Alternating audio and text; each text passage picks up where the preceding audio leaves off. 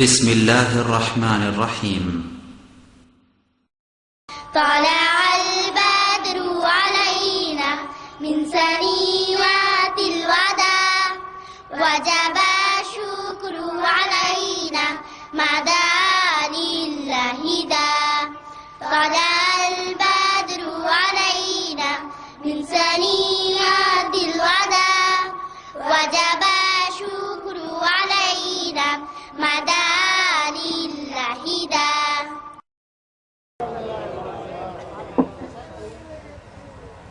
আপনারা সবাই একটু মেহেরবানি করে সবাই দাঁড়ান, সবাই দাঁড়ান, কেউ বসে থাকবেন, সবাই দাঁড়ান। হ্যাঁ, লুঙ্গি যাদের ঢিলা হয়েছে তারা টাইট। من يهده الله فلا مضل له ومن يضلل فلا هادي له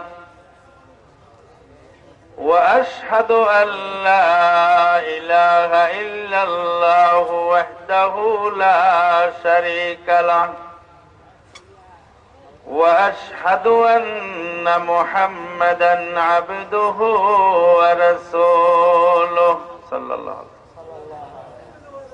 الذي أرسله بالحق بشيرا ونذيرا وداعيا إلى الله بإذنه وسراجا منيرا. أما بعد، فإن خير الحديث كتاب الله وخير الهدي هدي محمد صلى الله عليه وسلم وشر الأمور محدثاتها وكل محدثة بدعة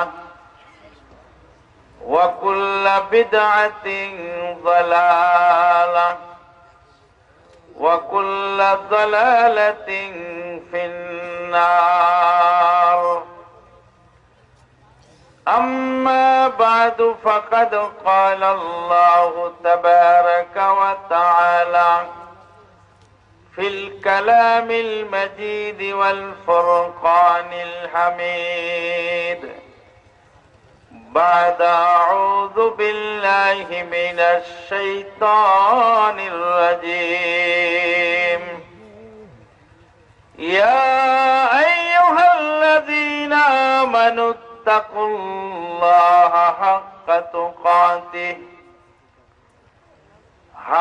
تقاته ولا تموتن إلا وأنتم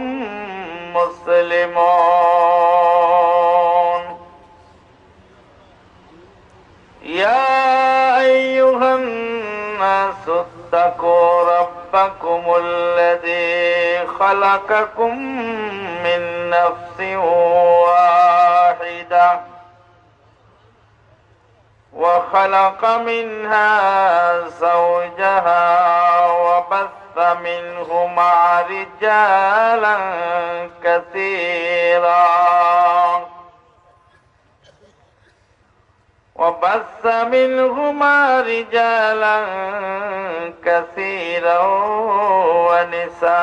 ونساء. واتقوا الله الذي تساءلون به والأرحام إن الله كان عليكم رقيبا. يا أيها الذين آمنوا اتقوا الله وقولوا قولا سديدا يصلح لكم أعمالكم ويغفر لكم ذنوبكم ومن يطع الله ورسوله فقد فاز فوزا عظيما. وقال تعالى: ولقد آتينا لقمان الحكمة أن اشكر لله ومن يشكر فإنما يشكر لنفسه ومن كفر فإن الله غني حميد وإذ قال لقمان لابنه وهو يعظه يا بني لا تشرك بالله إن الشرك لظلم عظيم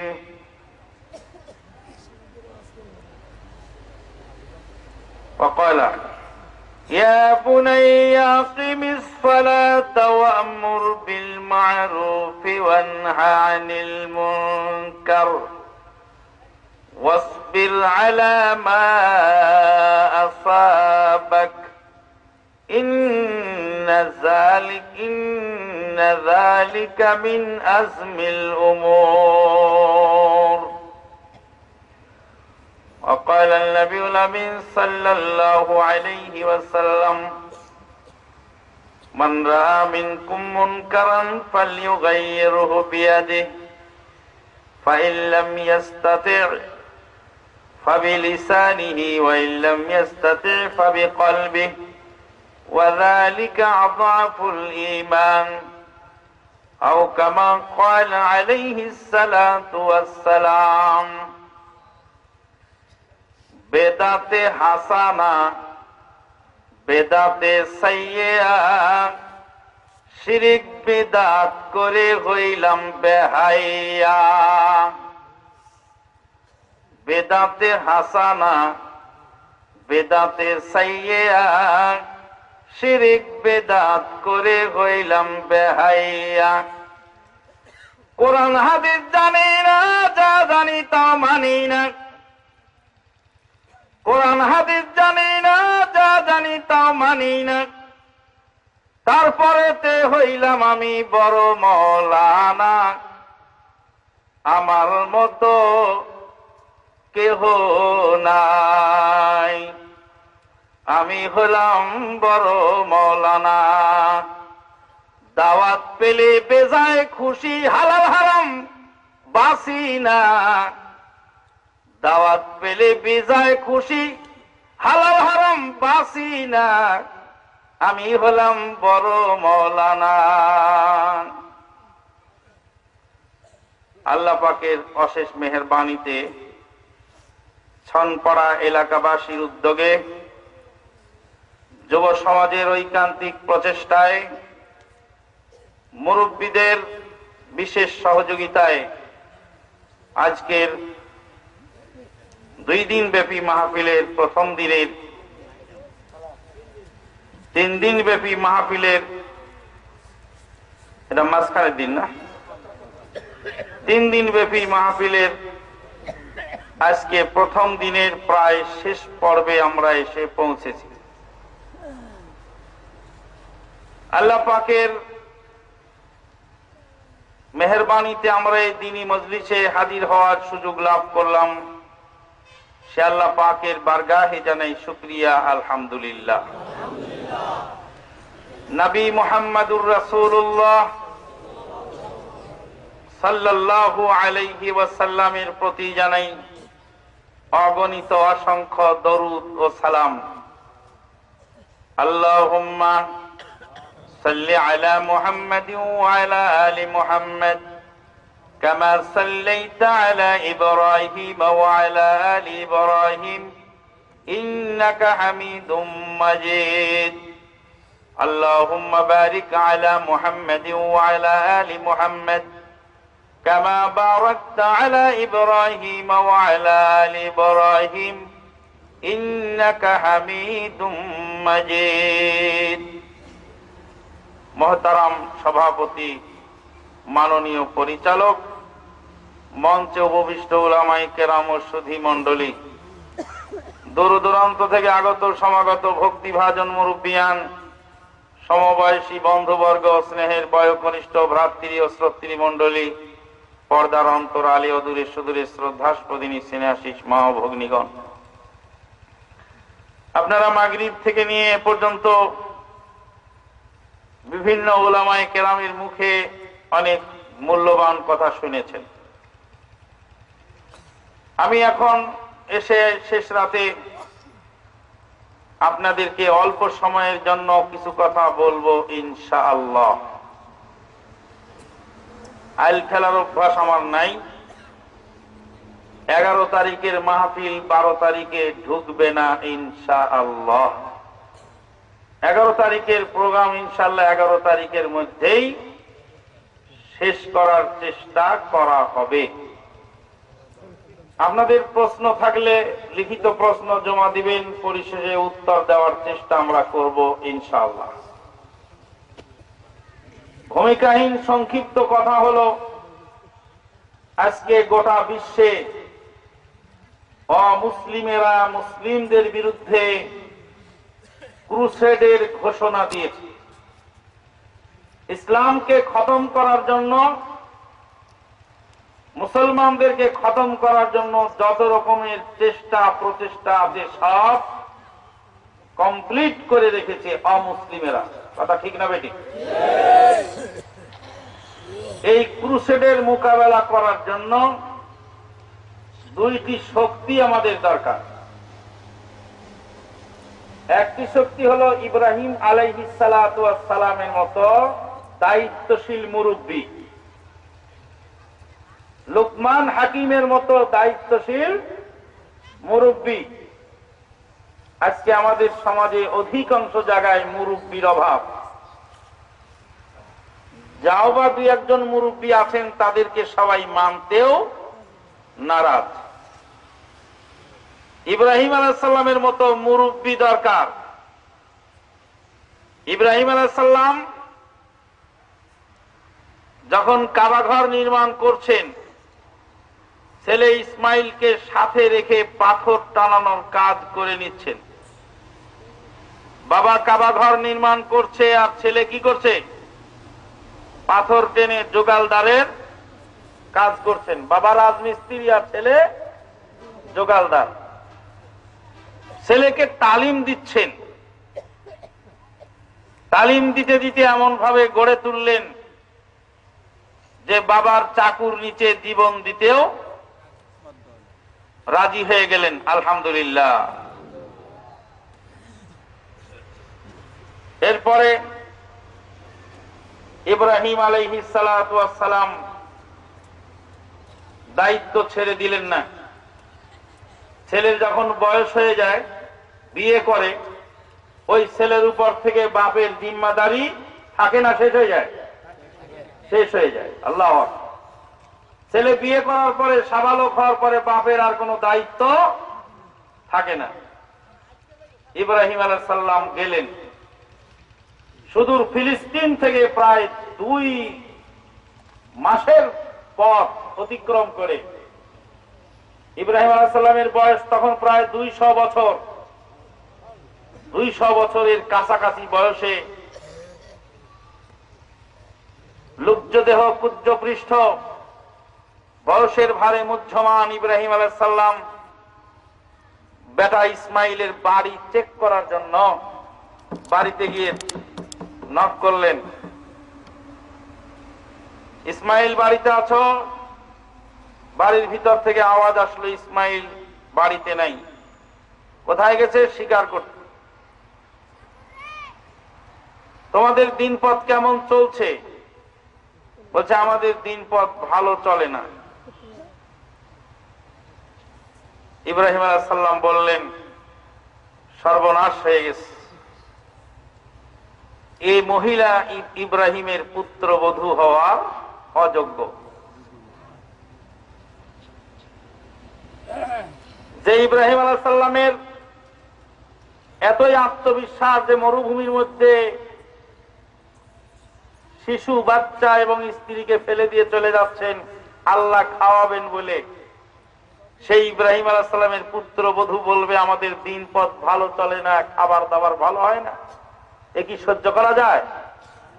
ও কি ইব্রাহিমের পুত্রবধূ হওয়ার উপযুক্ত? ইসমাইলের স্ত্রী হওয়ার উপযুক্ত? ইব্রাহিম আলাইহিস সালাম বলে আসলেন, ইসমাইল আসলে বলে দিও বাড়ির দরজার চৌকাঠটা যেন বদলিয়ে ফেলে। ঘটনা আপনাদের জানা আছে, আমি ঘটনা বলতে চাচ্ছি না, ঘটনা থেকে শিখতে পারতেছি কি ওইটা আমি বলতে চাচ্ছি। ইব্রাহিম ইসমাইল আলাইহিস সালাম বাড়িতে আসলেন, এটা রেখে দেন। ইসমাইল আলাইহিস সালাম বাড়িতে এসে জিজ্ঞেস করলেন, কে এসেছিল রে বাড়িতে? বলে, বাড়িতে একজন বৃদ্ধ মুসাফির এসেছিলেন। হতভাগা মহিলা, শ্বশুরকে চেনে না, যেই শ্বশুরকে তামাম বিশ্বের মানুষ চেনে। কিয়ামত পর্যন্ত পৃথিবীর সমস্ত মানুষ যাকে চিনবেন,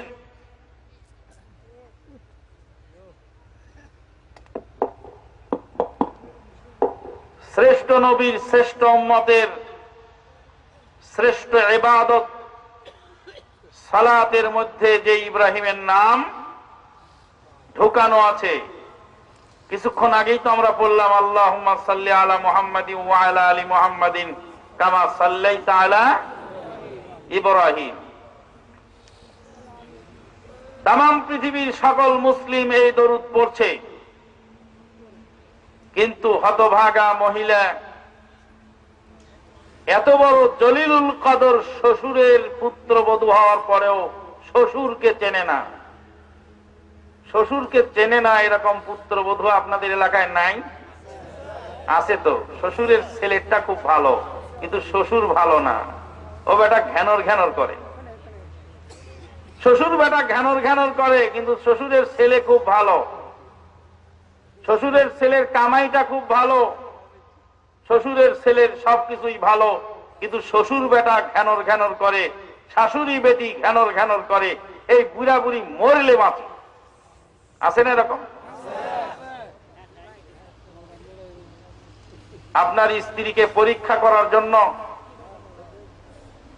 500 টাকার একখানা নোট বের করে আপনার স্ত্রীর সামনে আপনার বাপের হাতে দিয়ে দেখেন তো। 500 টাকার একখানা নোট যখনই আপনার স্ত্রীর সামনে আপনার বাপকে দিবেন, এমন ভাবে আপনার দিকে তাকাবে, ভাবখানা দেখে মনে হবে যে ওর বাপে টাকা কামাই করে রেখে গেছে। মনে হবে যে ওর বাপে টাকা কামাই করে রেখে গেছে এখানে। আপনি একজন অপদার্থ সন্তান, অযোগ্য সন্তান, বেঈমান সন্তান। আপনি আপনার বাপ মাকে চেনেন না, আপনি স্ত্রীকে প্রাধান্য দেন। আল্লাহ রাসূল বলছেন, হুমা জান্নাতুকা ওয়া নারুকা, তোমার পিতামাতা তোমার জান্নাত, তোমার পিতামাতা তোমার জাহান্নাম। বিস্তারিত আলোচনা 28 তারিখে আমি করব পশ্চিম পাড়া মসজিদে। আমাকে সাবজেক্টই দেওয়া হয়েছে এই বিষয়ে। আমি ওই বিষয়ে এখন বিস্তারিত বলতে যাচ্ছি না, তবে সংক্ষিপ্ত আকারে প্রসঙ্গক্রমে আসছে। ইসমাইল আলাইহিস সালাতু ওয়াস সালাম বলেন, কে এসেছিল বাড়িতে? হতভাগী মহিলা বলে, মুসাফির এসেছিল বাড়িতে। দরজার চৌকাঠ বদলিতে বলছে। ইসমাইল আলাইহিস সালাম বললেন, সর্বনাশ হয়ে গেছে বিবি, সর্বনাশ হয়ে গেছে। মোহাব্বতের পাত্রী রে, ভালোবাসার মহাদেবী, তুমি ভালো করে শোনো, আমার বাড়িতে থাকা নসিব আর তোমার নাই। আমার বাপ এসেছিলেন ইব্রাহিম আলাইহিস সালাম, যেই বাপকে তামাম পৃথিবীর মানুষ চেনে, যিনি হলেন মুসলিম জাহানের সরদার, মুসলিম জাহানের কর্ণধার ইব্রাহিম আলাইহিস সালাতু ওয়াস সালাম। তিনি বলেছেন, দরজার চৌকাঠ বদলানোর জন্য তোমার সঙ্গে আমার যতই মহব্বত থাকুক না কেন, আমার বাড়িতে থাকার নসিব তোমার আর নাই। ইলহিকি বিআহলিক, তুমি চলে যাও, তোমার বাপের বাড়িতে যাও। ইসমাইলের বাড়িতে থাকার যোগ্যতা তোমার নাই। বাপের একটা কথায় এরা কোন সংসারকে, জলজন্ত সংসারকে ভেঙে ফেলতে পারেন, সেই রকম আনুগত্যশীল যুবকের দরকার, সেই রকম দায়িত্বশীল মুরব্বী দরকার।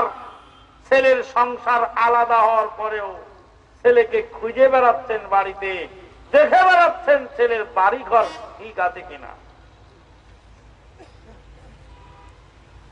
বাড়িতে পাঠিয়ে দিলেন, ইসমাইল আবার বিয়ে করলেন। ইব্রাহিম আলাইহিস সালাম আবার গেলেন বেটা হুকুম পালন করেছে কিনা দেখার জন্য। এবার সেম কন্ডিশন, স্ত্রী বলছে আমাদের দিন পথ ভালো চলছে, আলহামদুলিল্লাহ, আলহামদুলিল্লাহি আলা কুল্লি হাল, যাবতীয় অবস্থায় আল্লাহর প্রশংসা। ইমাম গাজ্জালির মাথার উপরে ছাই ফেলে দিয়েছিল এক মহিলা, শোনেন এই ঘটনা? ইমাম গাজ্জালি বলছিলেন আলহামদুলিল্লাহ আলা কুল্লি হাল। লোকেরা বলছে হযরত ছাই ফেলেছে মাথার উপরে, ইন্না লিল্লাহ না বলে আলহামদুলিল্লাহ কেন বলেন? ইমাম গাজ্জালি রাহমাতুল্লাহ আলাইহি বলেন ছাইয়ের মধ্যে আগুন নাই, এই জন্য আলহামদুলিল্লাহ। ছাই তো পড়েছে পড়েছে, কিন্তু আগুন সহ পড়ে নাই, ওই জন্য আলহামদুলিল্লাহ। আলহামদুলিল্লাহ আলা কুল্লি হাল, সর্ব অবস্থায় আল্লাহর প্রশংসা। ইসমাইল আলাইহিস সালামের স্ত্রী জবাব দিলেন আমাদের দিন পথ ভালো চলে, আলহামদুলিল্লাহ। ইব্রাহিম আলাইহিস সালাতু ওয়াস সালাম বললেন ইসমাইল বাড়িতে আসলে বলে দিও দরজার চৌকাঠ যেন রেখে দেয়, এই মজবুত চৌকাঠ, এই চৌকাঠ আর বদলানোর দরকার নাই। আজকে আমাদের ওই দুই শ্রেণীর মুরব্বী দরকার, দুই শ্রেণীর লোক দরকার।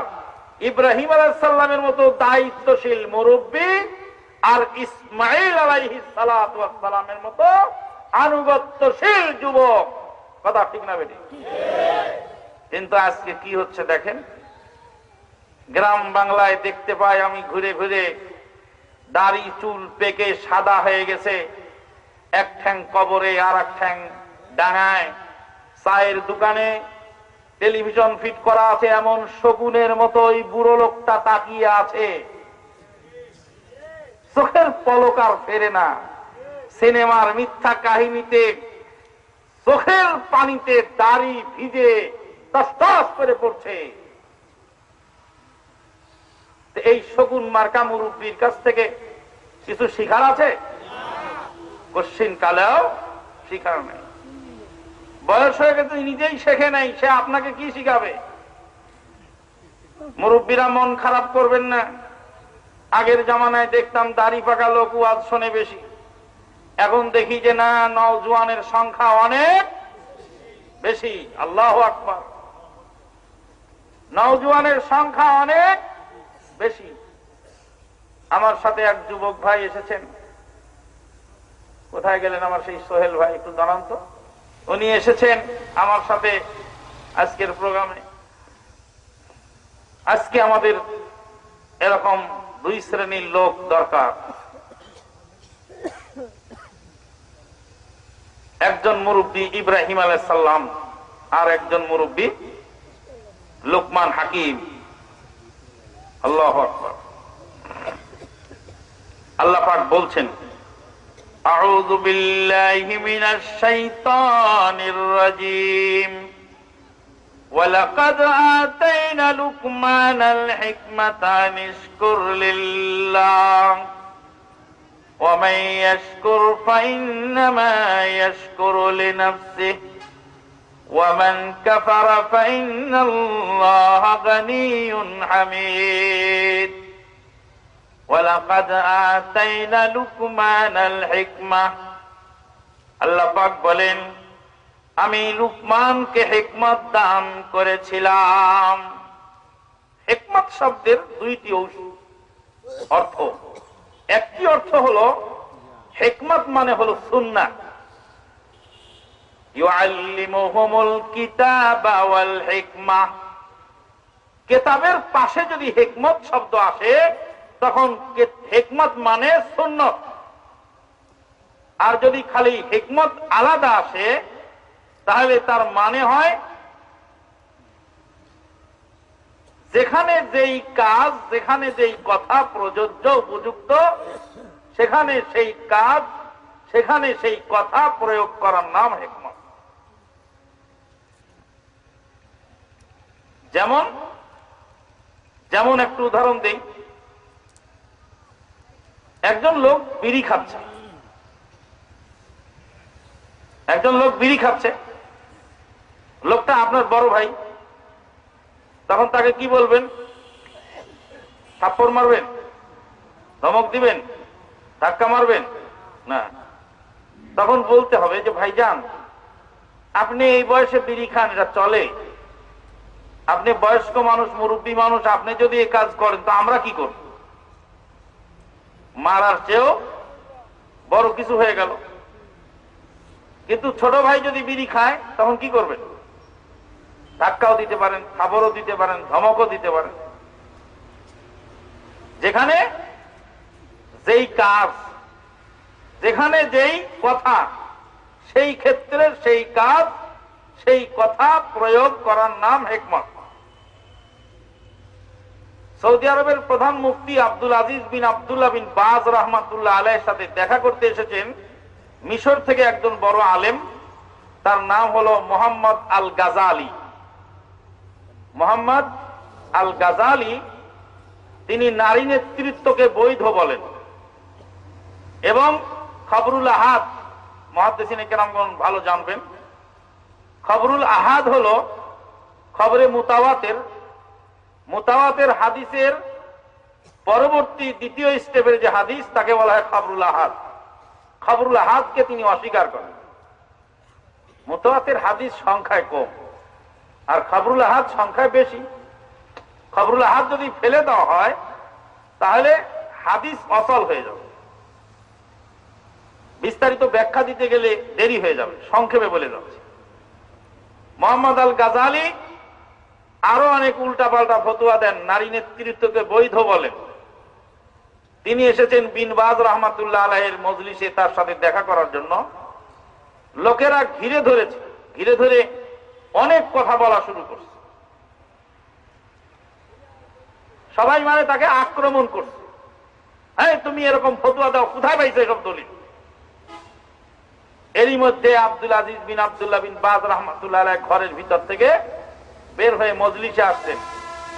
মজলিসে আসার পরে বলছি, ইয়া শাইখানা হাযা মুহাম্মদ আল গাজালি ইয়ারা কাযা ওয়া কাযা ওয়া ইফতি বিকাযা ওয়া কাযা ওয়া ইয়াতাকাল্লাম বিকাযা ওয়া কাযা ওয়া ইয়ারুদ্দু আলা খবরিল আহাদ ওয়া ইয়ারা জাওয়াজ কিয়াদাতিল মারা। নারী নেতৃত্বকে বৈধ বলে, খবরে আহাদকে অস্বীকার করে। এই যে মোহাম্মদ আল গাজালি এসেছেন, ইনি এরকম উল্টাপাল্টা ফতোয়া দেন। আমরা হলে কি করতাম? বিপদে পড়ে যেতাম। এটা মানুষকে ডাইরেক্ট আক্রমণ, পরিস্থিতি খারাপ। শেখ বিন বাজ রহমাতুল্লাহ আলাইহি বলছেন, মোহাম্মদ আল গাজালি রাজুলুন হাকিম। মোহাম্মদ আল গাজালি রাজুলুন হাকিম। মোহাম্মদ আল গাজালি একজন বিজ্ঞ মানুষ। লাআল্লাহু ইয়াদরুসুল মাসআলাতা মাররাতান সানিয়া। আমি আশা করি তিনি এই মাসলা আবার দ্বিতীয়বার দেখবেন। ওয়া ইয়াতুবু ইনশাআল্লাহ, এবং তিনি তওবা করবেন। হাইয়া বিনা নাতাআশা, চলো আমরা এবার খানা খাই, রাতের খাবার। মোহাম্মদ আল গাজালি বিচক্ষণ মানুষ। আমি আশা করি তিনি মাসলাটা আবার ভালো করে দেখবেন এবং তওবা করবেন ইনশাআল্লাহ। তওবা করবেন মানে হলো তোমাকে তওবা করা উচিত। এই কথা না বলে তিনি এমন ভাবে কথাটা বললেন, মোহাম্মদ আল গাজালি হতভম্ব হয়ে বললেন যে আমি পৃথিবীতে যাকে খারাপ মনে করতাম তার একটি আচরণে আমার জীবনের মোড় পরিবর্তন করে দিল।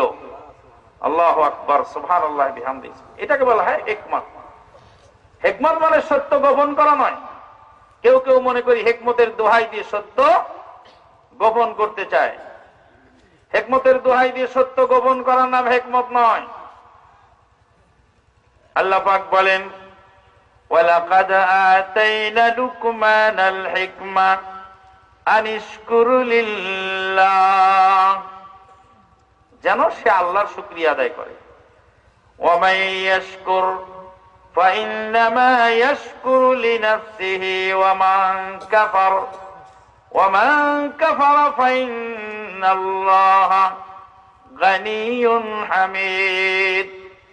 وَإِذْ قَالَ لُقْمَانُ لِابْنِهِ وَهُوَ يَعِظُهُ, লুকমান দায়িত্বশীল ছিলেন, ছেলেকে কাছে ডেকে নিয়ে বলছেন, ইয়া বুনাইয়া লা তুশরিক বিল্লাহ, বৎসরে খবরদার আল্লাহর সঙ্গে শরীক করো না। ইন্নাশ শিরকা লাযুলমুন আযীম, পৃথিবীর বুকে সবচেয়ে ভয়াবহ, সবচেয়ে বড় জুলুমের নাম হলো শিরক। শিরিক হলো পৃথিবীর সবচেয়ে বড় ভয়াবহ জুলুম। সুতরাং বৎসরে খবরদার শিরিক করো না। শিরিক কি জিনিস? শিরিক হলো 70 বছরের ইবাদত চোখের পলকে নষ্ট করে দেয়, তাহাজ্জুদের নামাজকে বাতিল করে দেয়, জীবনের হজের নেকিকে বাতিল করে দেয়, জীবনের সমস্ত আমলকে ধূলিসাৎ করে দেয়। সেই শক্তিশালী মহাপাপ, তার নাম হলো শিরক। 70 বছর ধরে ইবাদত বন্দেগী করতে করতে নেকির পাহাড় গড়ে তুলেছে, খাজার ব্যাগের মধ্যে একটা টাকা দেওয়ার সঙ্গে সঙ্গে আল্লাহর কসম করে বলছি, জীবনের সমস্ত পাপ, সমস্ত সওয়াব মাটি হয়ে যায়। আল্লাহ পাক বলছেন, ওয়ালাকাদ উহিয়া ইলাইকা ওয়া ইলাল্লাযীনা মিন ক্বাবলিক লাইন আশরাকতা লায়াহবাতান্না আমালুক, ইতিপূর্বে ওহী করেছিলাম তোমার প্রতি এবং তোমার পূর্ববর্তীদের প্রতি, লাইন আশরাকতা, যদি আপনি শরীক করেন, লায়াহবাতান্না আমালুক, তাহলে আপনার আমল অবশ্যই বাতিল হয়ে যায়। লায়াহবাতান্নার যেই লাম আছে, লায়াহবাতান্না শব্দের যেই লাম, এই লামটা কিসের লাম? তালেবে ইলমরা আছেন না এখানে? কে বললো? কে বললো এখান থেকে? একটু দাঁড়া দেখি, দাঁড়া, কিসের তাকিদ বাবা, বলো তো একটু ভালো করে, দাঁড়া দাঁড়া বলো।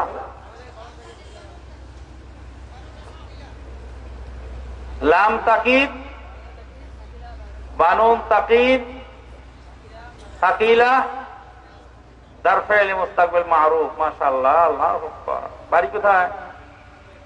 হ্যাঁ, সিংরাটি কোন দিকে রে বাবা? 5 রুকি। কোথায় লেখাপড়া করো? হ্যাঁ, কি মাদ্রাসা? ও, ওই যে ভিতরে যে মাদ্রাসাটা। আলহামদুলিল্লাহ। আর তুমি? এই দাও দাও, এই যে দাঁড়া, টুপি যে দাঁড়াইছিল কি? হ্যাঁ বলো, লামটা কিসের? হ্যাঁ, লাম তাকিদ। তারপরে নুনটা কিসের? তারপরে তারপরে আর একটু বাকি রয়েছে। লাম তাকিদ, বানুন তাকিদ। কোন মাদ্রাসা ছাত্র? 5 রুকি দারুল হাদিস সালাফিয়া। মাশাআল্লাহ, এটা মাদ্রাসার বরকত এগুলি। জাযাকাল্লাহ খায়ের। বসো।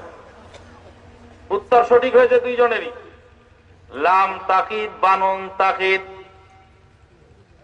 লা, লা মানে অবশ্যই, ইয়াহবাতান্না, প্রথমে এক তাকিদ দিলেন আল্লাহ, লাম দিয়ে তাকিদ করে বললেন অবশ্যই, শেষে গিয়ে নুন দিয়ে আর এক তাকিদ দিয়ে বললেন অবশ্যই। লায়াহবাতান যদি বলতেন তাহলে না নুনে খাফিফা হতো, খাফিফা মানে হালকা, বাতান্না বলাতে হয়ে গেল সাকিলা, সাকিলা মানে ভারী, জবরদস্ত ভারী তাকিদ দিয়ে আল্লাহ পাক বললেন।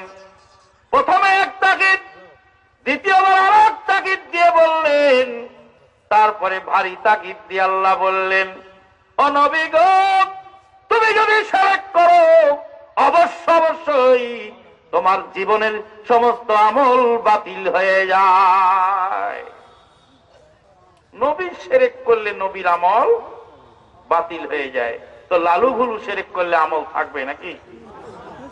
আমল যদি একটা নেকি যদি বাকি থাকে খাতার থেকে টাকা দেওয়ার পরে, আল্লাহর কসম করে বলছি কোরআন মিথ্যা হয়ে যাবে। শিরক এত বড় ভয়াবহ পাপ। একটা তাবিজ, একটা সুতা, মাজারের সুতা হাতে ঝুলানোর সাথে সাথে জীবনের সমস্ত আমল বাতিল হয়ে যায়। আল্লাহু আকবার, লা হাওলা ওয়ালা কুওয়াতা। আল্লাহ রাব্বুল আলামিন বলেন, ইল্লাহু মান ইউশরিক বিল্লাহি ফাকাদ হারামাল্লাহু আলাইহিল জান্নাহ ওয়া মাওয়াহুন নার ওয়া মা লিয-যালিমিন মিন আনসার। বস্তুত যারা আল্লাহর সঙ্গে শরীক করে তাদের জন্য জান্নাত হারাম, ওয়া মাওয়াহুন নার, তাদের চিরস্থায়ী বাসস্থান হলো জাহান্নাম, ওয়া মা লিয-যালিমিন মিন আনসার, জালিমদের জন্য কোনই সাহায্যকারী নাই। যে লোক শিরিক করে সে পৃথিবীর সবচেয়ে বড় কি জালেম। বলছে জালেম পৃথিবীতে আর হয় না। জালেম মানে হলো শিরিক করলে আল্লাহকে অপমান করা হয়, শিরিক করলে আল্লাহকে অপমান করা হয়, শিরিক করলে আল্লাহকে অপদস্থ করা হয়, শিরিক করলে আল্লাহকে অবজ্ঞা করা হয়। সোনরের মাদ্রাসার মাহফিলের মধ্যে কথাটা বলেছিলাম, আবার আজকেও বলতে মন চাচ্ছে। ছাগলের কয়টি বাচ্চা হয়? 3টা 4টা বাচ্চা হয়। বিড়ালের কয়টা হয়? বিড়ালেরও 4-5টা বাচ্চা হয়। আর কুত্তার? ওরে বাবা, কুত্তার 7-8টা 10টা। ছাগলের 4 বাচ্চা হয়, মাজারে যাওয়া লাগে না। বিড়ালের 6 বাচ্চা হয়, মাজারে যাওয়া লাগে না। কুত্তার 8-10টা বাচ্চা হয়, এক বিয়ানে, কিন্তু মাজারে যাওয়া লাগে না। হতভাগা আশরাফুল মাখলুকাত রে, একটা বাচ্চার জন্য মাজারে মাজারে ঘোরো, তুমি কি কুত্তার চেয়েও নিকৃষ্ট হয়ে গেলে?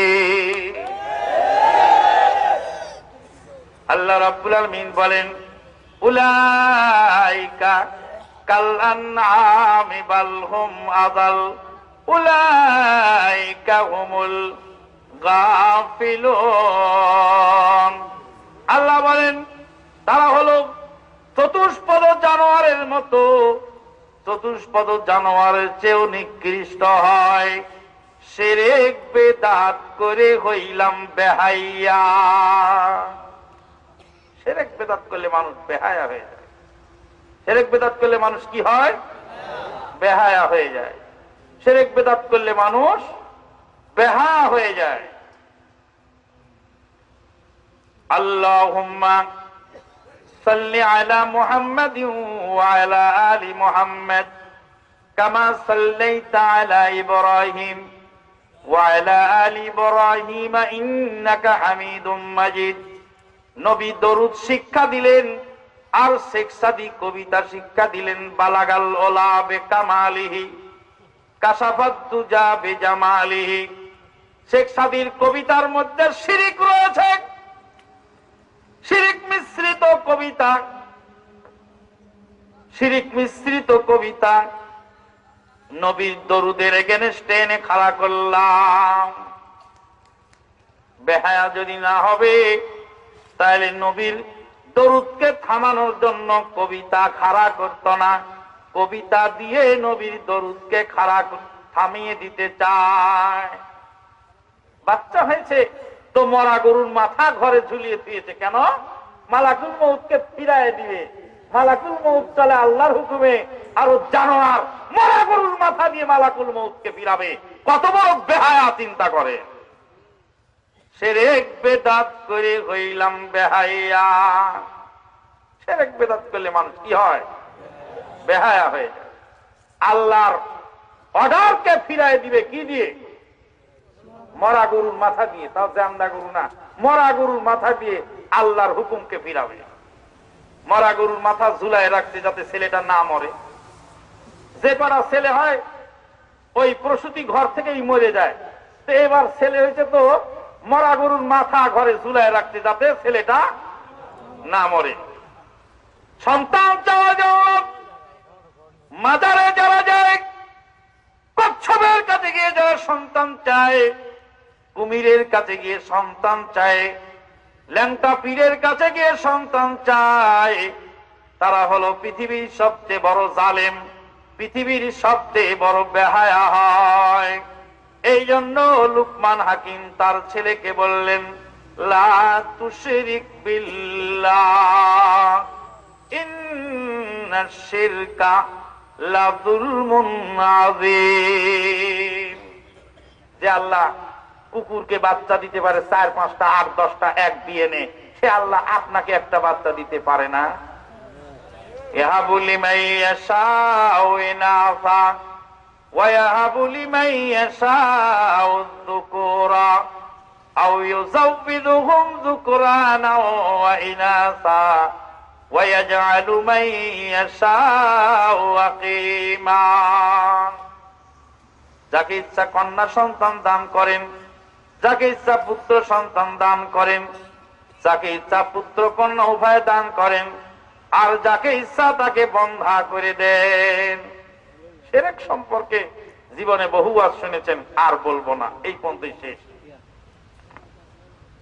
লোকমান হাকিম ছেলেকে আরো বলছেন, সামনের দিকে গিয়ে বলছেন, ইয়া বুনাইয়া আকিমিস সালাতা ওয়া'মুর বিল মা'রুফ ওয়ানহা আনিল মুনকার। শিরক সম্পর্কে আর দুটা কথা বলে দেই। শেখ সাদির কবিতার মধ্যে শিরক পাওয়া গেল।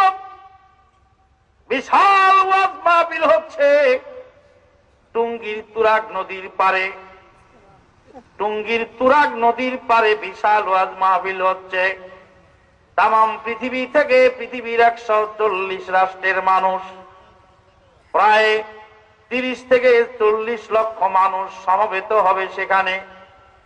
30-40 লাখ মানুষ সমবেত হচ্ছে তুরাগ নদীর তীরে। লক্ষ লক্ষ টন পেশাব পায়খানা তুরাগ নদীর মধ্যে পড়বে এই 3 দিনে।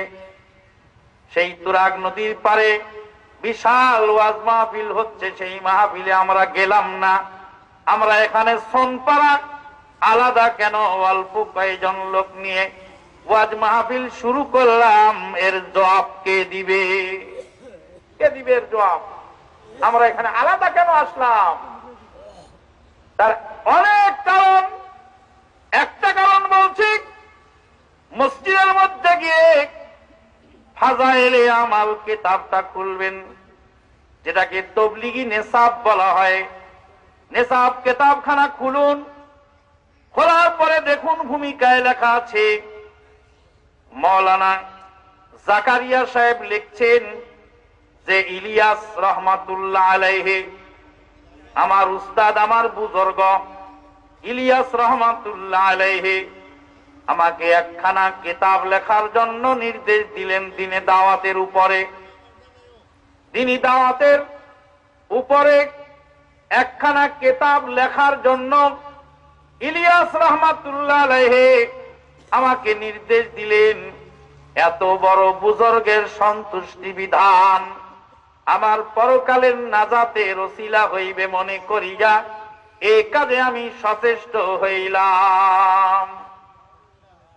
এত বড় বুজুর্গের সন্তুষ্টি বিধান আমার নাজাতের ওসিলা হইবে মনে করিয়া এই কাজে আমি সচেষ্ট হইলাম। কিতাবখানা লিখলেন জাকারিয়া রহমাতুল্লাহ আলাইহি, ইলিয়াস রহমাতুল্লাহ আলাইহির নির্দেশে। কেন লিখলেন?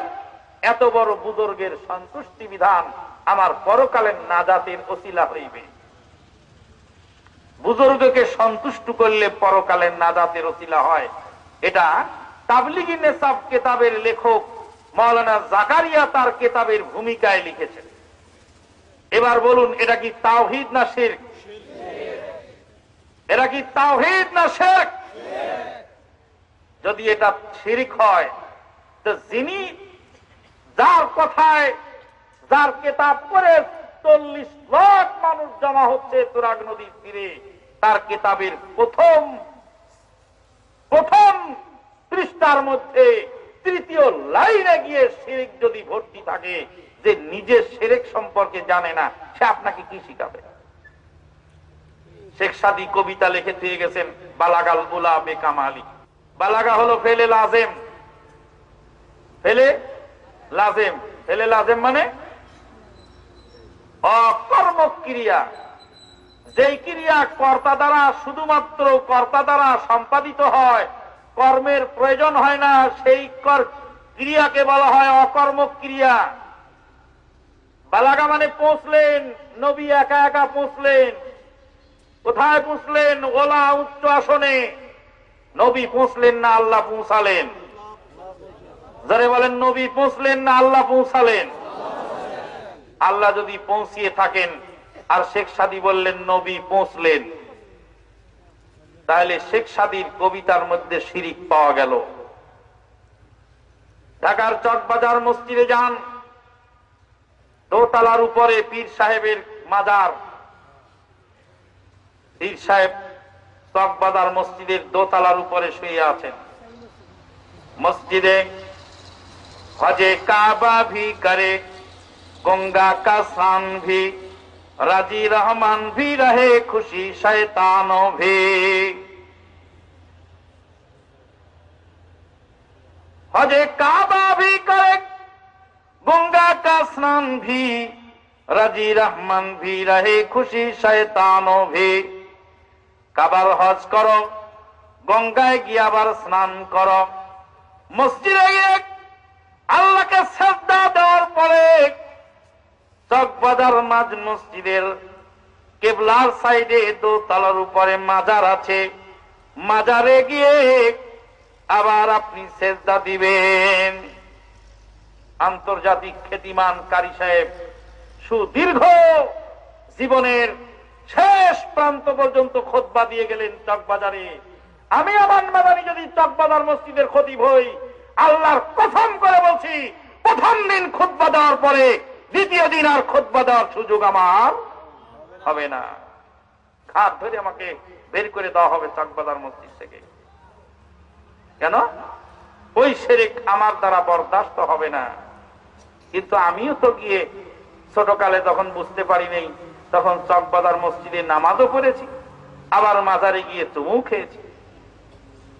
আমি তো বুঝি নেই। তাহলে আপনি কোথায় যাবেন? 43 বছর বুখারী পড়ানোর পরে নবীর কবরের পারে দাঁড়িয়ে শাইখুল হাদিস সাহেব বলছেন, তারহাম আজিজ আল হক ইয়া বাহরা রাহমাতিন ওয়া ইয়া খায়রা মাওইলি। হে উত্তম আশ্রয়স্থল, হে দয়ার দরিয়া। দুইজন মুহাদ্দিস বসে আছেন পাশে। আলেম ওলামার অভাব নেই, তরজমা যদি ভুল করি তো ধরবেন, আর না ধরলে কিয়ামতের কাছে বিচারের কাঠ করে দাঁড়াবেন। তারহাম আজিজ আল হক বলতেছে, আজিজুল হকের উপরে দয়া করুন।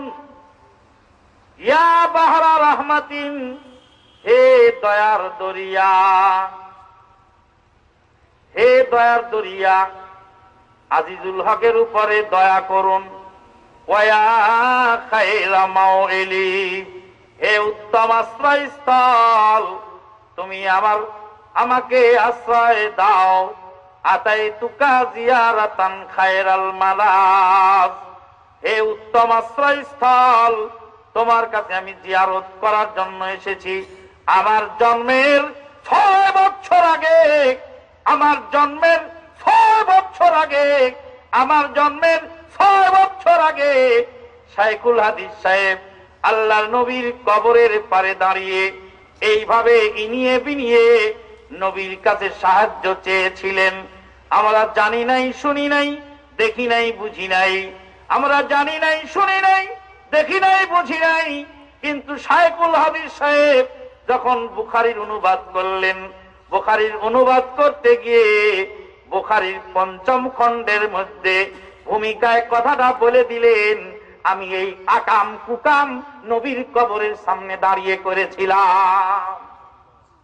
তামাম বিশ্ববাসীকে শিখিয়ে দিলেন যে আমি এটা করে এসেছি, তোমরাও করো।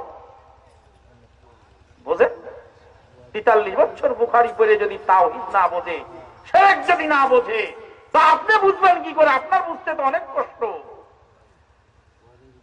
আপনার বুঝতে তো অনেক কষ্ট। আল্লাহর নবী একজন সাহাবীর হাতের মধ্যে একটি তামার বালা দেখতে পেলেন। তামার বালা দেখতে পাওয়ার পরে আল্লাহর নবী বললেন, মা হাদিহি, এই তামার বালাটা তুমি কেন পরেছ?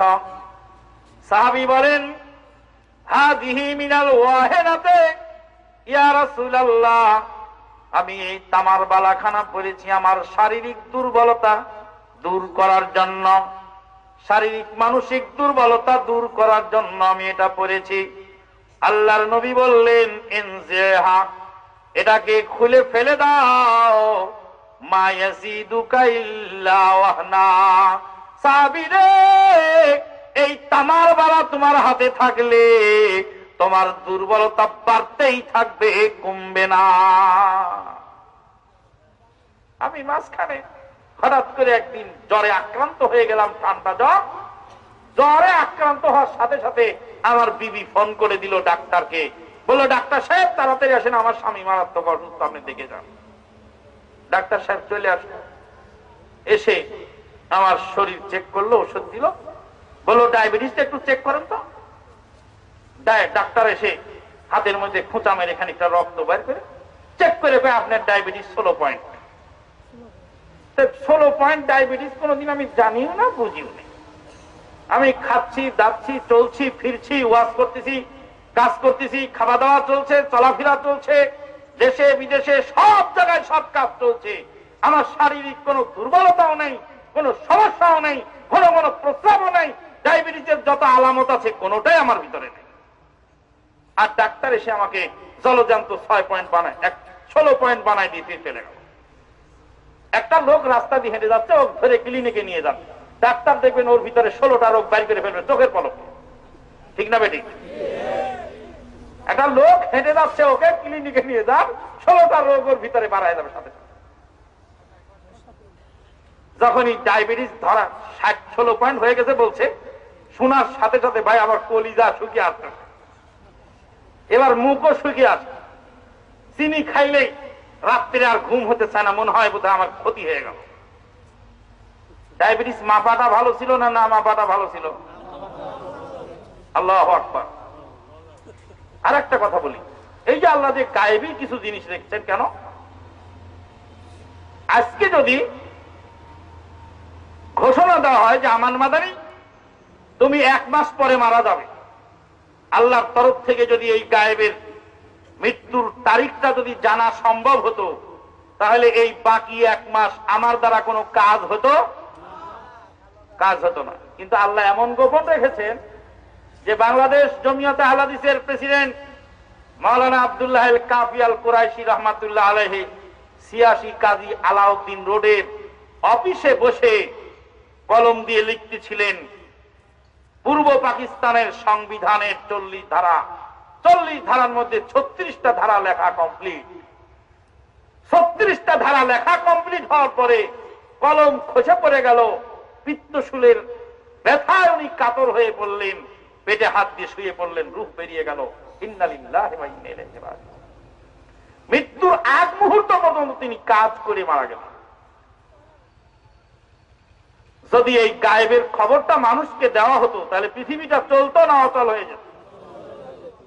সব মানুষের মৃত্যুর খবর যদি দিয়ে দেওয়া হতো, কারো মৃত্যু 1 মাস পরে, কারো মৃত্যু 1.5 মাস পরে, কারো মৃত্যু 2 মাস পরে, কারো মৃত্যু 6 মাস পরে, কারো মৃত্যু 9 মাস পরে, কারো মৃত্যু 1 বছর পরে।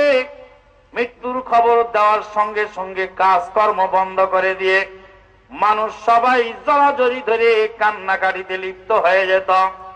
কাজ কাম ফেলে দিয়ে মানুষ অনেক অহেতুক কাজে লিপ্ত হয়ে যেত। আল্লাহ রাব্বুল আলামিন গায়েবের ভেদ রেখে দিয়েছেন নিজের হাতে। 5 মিনিট পর্যন্ত, মৃত্যুর 5 মিনিট পর্যন্ত লোকটা কাজ করে গেল। 5 মিনিট আগে রুহটা বেরিয়ে গেল। একজন মানুষ গাড়ি চালাচ্ছিলেন, বাহরাইন গিয়ে দেখে আসলাম সকালবেলা আল্লাহর বান্দা গাড়ি চালাতে চালাতে রাস্তায় চলছেন, গাড়ি চলছে, গাড়ি কাছাকাছি এসে একটু টালমাটাল করলো, আঁকা বাঁকা চললো কতক্ষণ।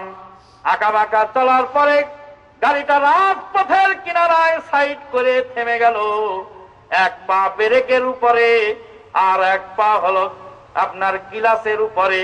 গিলাস ধরে রেখেছে, ব্রেকে পা দিয়ে রেখেছে, স্টিয়ারিং 2 হাত দিয়ে ধরা আছে। ওই অবস্থায় রুহটা বের হয়ে গেছে, মালাকুল মউত নিয়ে গেছে। ইন্না লিল্লাহি ওয়া ইন্না ইলাইহি রাজিউন। গাড়িটা সাইড করার পরে, পার্কিং করার পরে রুহটা বেরিয়ে গেছে। মৃত্যুর 1 মিনিট আগ পর্যন্ত লোকটি কাজ করে বিদায় হলো। আল্লাহর হিকমত বুঝা কঠিন আছে।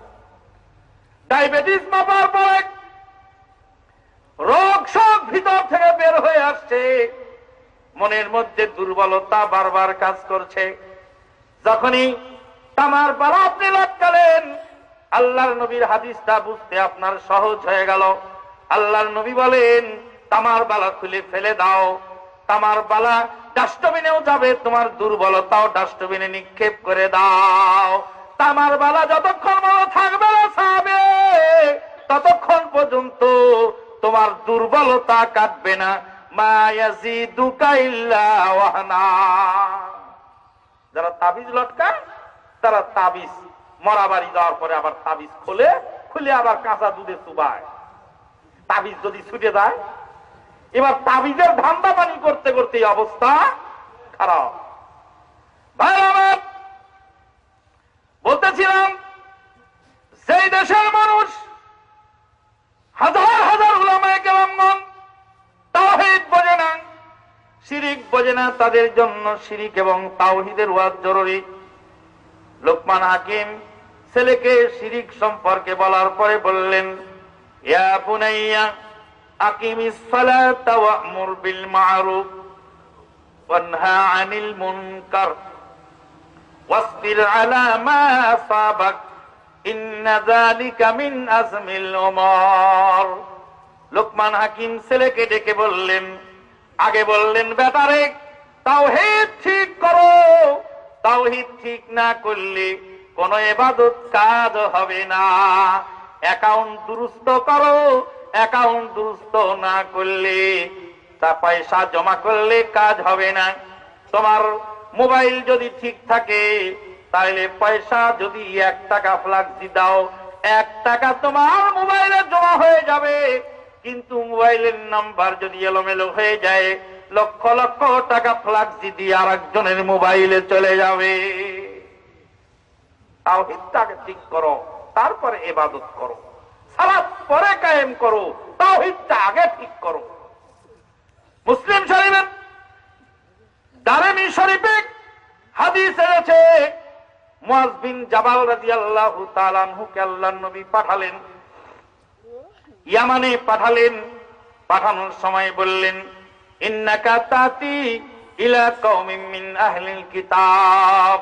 বাবা মুআজ রে, তুমি যে যাচ্ছ ইয়ামানের মাটিতে, সেখানে আহলে কিতাবদের কাছে তুমি যাচ্ছ।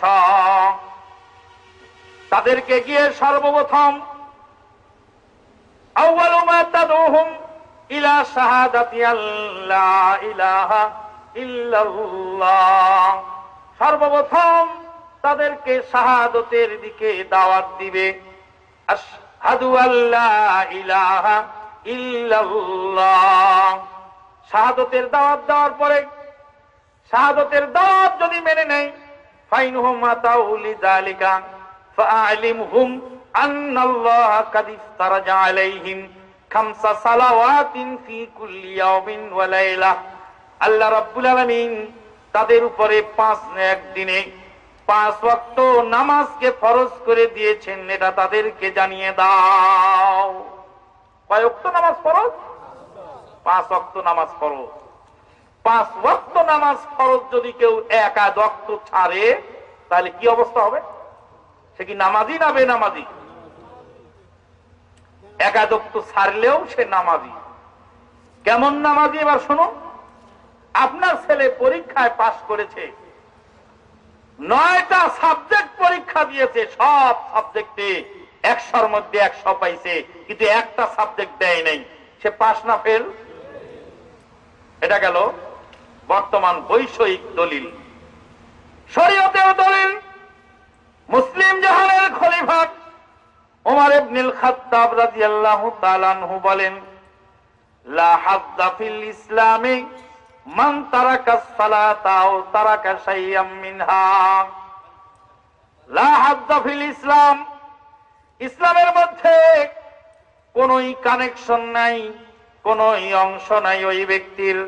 মান তারাকা সালাতা আও তারাকা শাইয়াম মিনহা, যে ব্যক্তি নামাজ ছেড়ে দিল অথবা নামাজের কিছু অংশ ছেড়ে দিল, নামাজ ছেড়ে দিল অথবা নামাজের কিছু অংশ ছেড়ে দিল, নামাজ পড়লো কিন্তু সালাম ফিরালো না, নামাজ পড়লো কিন্তু তাকবীরে তাহরিমা দিল না, নামাজ পড়লো কিন্তু দুআয়ে মাসুরা পড়লো না, নামাজ পড়লো কিন্তু নামাজের কিছু অংশ ছেড়ে দিল। আল্লাহর নবী সাহাবী মুসলিম জাহানের খলিফা ওমর ইবনুল খাত্তাব বলেন, লা হাজ্জা ফিল ইসলামি মান তারাকা সালাতা আও তারাকা শাইয়াম মিনহা, যে ব্যক্তি নামাজ ছেড়ে দেয় অথবা নামাজের কিছু অংশ ছেড়ে দেয়, ইসলামের মধ্যে তার কোন অংশ নাই। কে ফতোয়া দিলেন? কে ফতোয়া দিলেন? মুসলিম জাহানের খলিফা ওমর ইবনুল খাত্তাব, যার কথা অনুযায়ী আল্লাহ পাক কোরআনের আয়াত নাযিল করেছেন, যার অভিমত অনুযায়ী আল্লাহর ফয়সালা নাযিল হয়েছে, যার অভিমত অনুযায়ী আল্লাহর ফয়সালা দুনিয়ায় এসেছে। আল্লাহর নবী বলছেন, ওমর ইবনুল খাত্তাব আমার পরে নবী হতেন যদি নবী আমার পরে থাকতো। সেই ওমর ইবনুল খাত্তাব ব্যাখ্যা দিলেন, নামাজের কিছু অংশ ছেড়ে দিলেও ইসলামে তার কোনো অংশ নাই। কিন্তু মুফতি সাহেব লাল মুফতি, নীল মুফতি, সবুজ মুফতি, হলুদ মুফতি ফতোয়া দিচ্ছে যে এই লোকটা জীবনে ঈদের নামাজও যদি পড়ে তবুও সে নামাজ। এ অধিকার দিয়েছে আপনাকে। বড় পীর আব্দুল কাদের জিলানী বলছেন, বড় পীর যারা পীর মানে তাদের পীর, আমাদের না। আব্দুল কাদের জিলানী রাহমাতুল্লাহ আলাইহি বলেন, মান তারাকাস সালাতা ফাকতুলুহু বিসাইফ, যে ব্যক্তি নামাজ ছেড়ে দেয় তাকে তলোয়ার দিয়ে হত্যা করে দাও। হত্যা কি করবে? লালু মুফতি না ভুলু এমপি? হত্যা করার দায়িত্ব রাষ্ট্রপতি। করলে করবে, না করলে আল্লাহর কাছে জবাবদিহির কাঠ করে দাঁড়াবে। ফালা তুসাল্লু আলাইহি ফালা তুগাসসিলুহু, ওকে গোসল দিও না। ওয়ালা তুকাফিনুহু, ওরে কাফনে জড়ায়ও না। ওয়ালা তুসাল্লু আলাইহি, ওর জানাজা পড়ো না। ওয়ালা তাদফানুহু ফি মাকাবিরিল মুসলিমিন, ওর মুসলমানদের গোরস্থানে দাফন করো না। বড় পীর বলেন, বেনামাজিকে মুসলমানের গোরস্থানে দাফন করো না।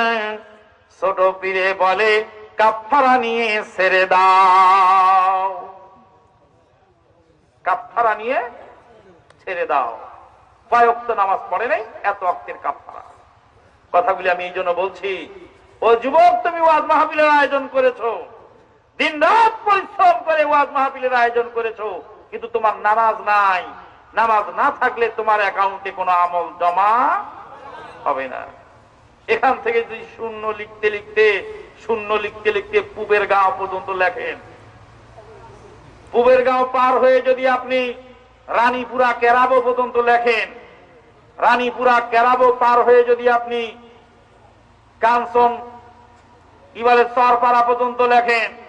চরপাড়া পার হয়ে যায় যদি আপনি কাঞ্চনের ব্রিজ পার হয়ে ওপারে গিয়ে যদি আপনি কালনির বাজার পর্যন্ত যদি লেখেন, কানলির বাজার পার হয়ে জেন্দা পার হয়ে উলুখোলা পার হয়ে আপনি নর্থ বেঙ্গল পর্যন্ত শূন্য লিখতে লিখতে চলে যান এশিয়ান হাইওয়ে বয়ে, এই শূন্যের কত দাম?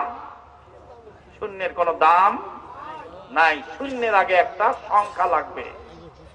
একটা 1 লেখে তারপরে একটা শূন্য লিখলে 10 হয়, তারপর আর একটা লিখলে 100 হয়।